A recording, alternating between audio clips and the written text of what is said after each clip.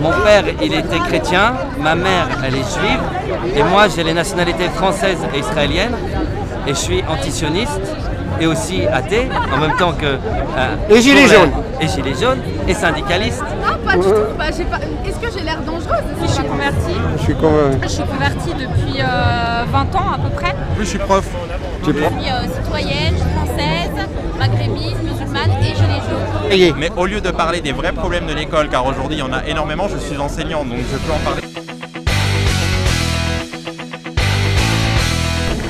On est là pour manifester et pour prouver qu'on est pacifiste, calme, tranquille, on ne mal à personne, que notre voile il n'a rien à voir avec de la provocation ou de la propagande ou autre. C'est de la liberté, tout simplement. Est-ce que vous êtes dangereuse là? Est-ce que... Est-ce que j'ai l'air dangereuse? Est-ce que j'ai l'air d'aller mettre une bombe dans un endroit public? Non. On est calme. Mais pourquoi ils s'attaquent à vous? C'est ça, je comprends pas. Ah, moi non plus, je comprends pas, justement. Je comprends pas. Je pense qu'ils connaissent pas vraiment l'islam. Ils prennent que ce qu'ils veulent ou ce qui se passe à droite à gauche, mais ils prennent pas les personnes musulmanes et qui lisent le Coran, etc.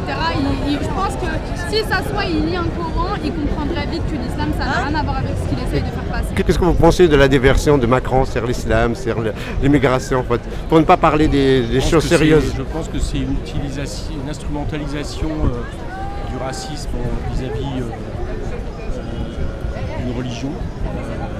Comme vous dites, d'abord pour éviter de contourner les problèmes qu'il a d'un point de vue social, mais aussi ça divise les Français. Et si c'est ainsi qu'il entend préparer un affrontement avec Marine Le Pen, j'ai bien peur qu'il lui donne encore plus de grains à moudre. Donc tout ça est malsain.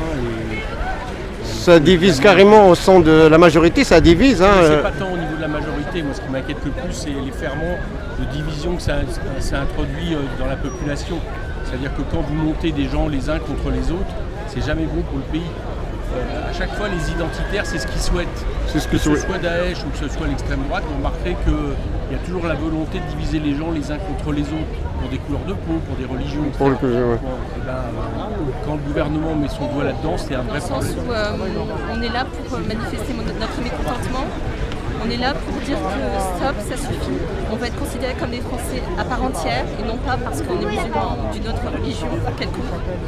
On se respecte les uns les autres et là je pense que la limite a été dépassée.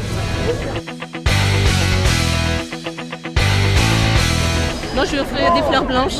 Des fleurs blanches, d'accord, bravo. Et ce que je voulais dire sur Israël et la France, c'est que je viens d'apprendre là que la France vient de tester sur les gilets jaunes des marqueurs chimiques à l'ADN dans les manifs, qui sont des armes utilisées par Israël aussi contre les Palestiniens.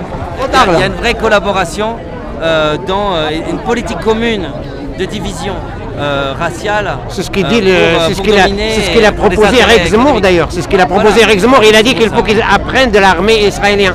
Il a dit que l'armée française doit apprendre de l'arme. Mais déjà, c'est la France qui a donné l'arme nucléaire à Israël, donc c'est bon, ils sont en contact depuis longtemps. C'est contre, et je veux dire, ils ont fait la guerre de Suez contre l'indépendance algérienne. Donc c'est l'international colonial. Il y a des problèmes, on voit les gilets jaunes, ça fait près d'un an qu'ils sont dans la rue, on n'écoute pas, et on parle d'un voile. Donc c'est aberrant, là ils ont encore fait passer une loi pour augmenter l'indemnité. C'est vrai, voilà, je crois que c'est des députés en fait, pour avoir une résidence sur Paris qui passait déjà de 900 €, qui est énorme. C'est le salaire de certaines personnes à 1 200 € pour un logement. C'est une aide pour un logement. Il y a des gens qui n'ont pas de quoi se loger en France. Et là on parle de notre voile. Voilà, donc moi je me sens concernée par ce qui se passe. Plus ensuite, je suis aussi venue pour montrer, voilà, essayer de donner ma voix entre guillemets. Voilà, je suis musulmane, je suis voilée. Je veux être là aujourd'hui pour montrer que non seulement je suis contre cette chasse aux sorcières des musulmans, mais je suis aussi opposée au fait que le gouvernement utilise les musulmans pour voiler les vrais problèmes et concentrer l'énergie des Français sur des choses qui finalement ne les préoccupent pas, et de s'occuper des problèmes de précarité, de chômage et de services. Je fais la même chose que toi pour défendre nos droits et pour dire qu'on est fatigués en fait, que les gens attisent la haine les uns entre les autres. C'est bon, il est temps qu'on s'aime tous ensemble et qu'on s'accepte avec nos différences et qu'on arrête arrête de dénoncer une partie de la population comme étant le problème de tous les maux.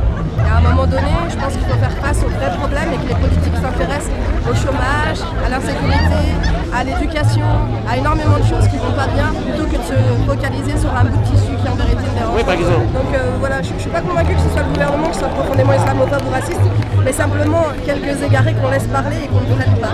Et c'est pour ça qu'on est là aujourd'hui, c'est pour que ces gens-là prennent conscience qu'ils ont un barrage face à eux et qu'on ne se laissera pas manipuler. Donc tu penses donc que les médias collabos, par exemple BFM TV, etc., les médias dominants, ils invitent ceux qui veulent. Les médias cherchent le buzz.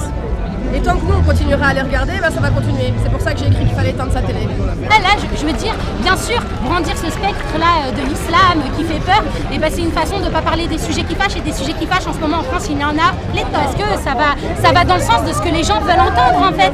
Quand Zemmour, qui est condamné, se voit octroyer comme ça une émission, mais c'est parce qu'on sait que c'est un discours qui séduit malheureusement. En fait, c'est simple, ça c'est le buzz, en fait, c'est des commerces en fait.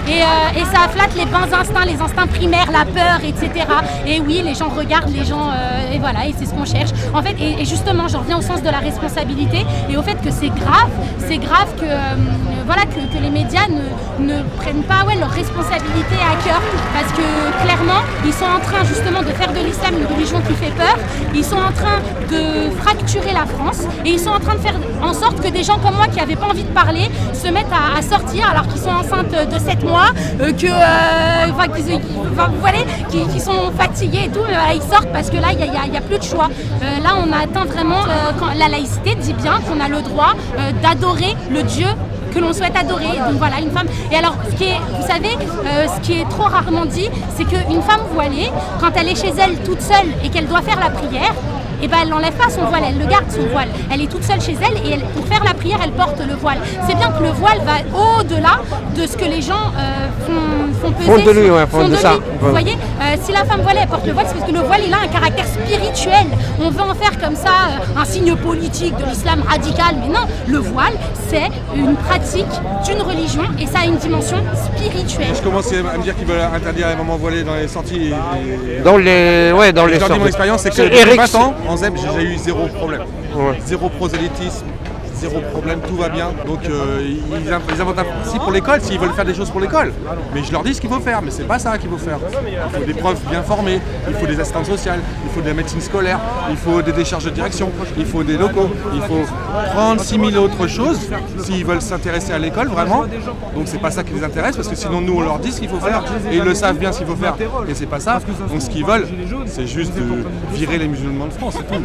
C'est ça ce qui est intéressant. Je suis là parce que c'est de plus en plus montant et que ça commence à être insupportable. Qu'on fasse toujours la une des actualités, on parle que de ça, et à un moment donné, on est dans un pays qui met de côté tous les problèmes pour se concentrer sur... Donc en fait, c'est vraiment de l'enfumage. On voit bien que là, il y a un climat quand même de crise en France.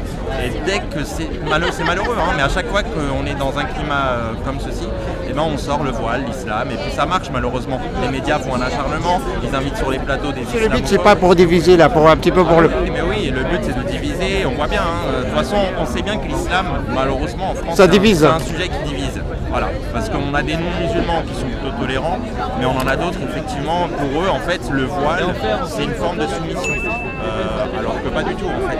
C'est un cheminement, religieux. Donc, la plupart des femmes voilées en France, c'est un choix, c'est pas une obligation, en fait.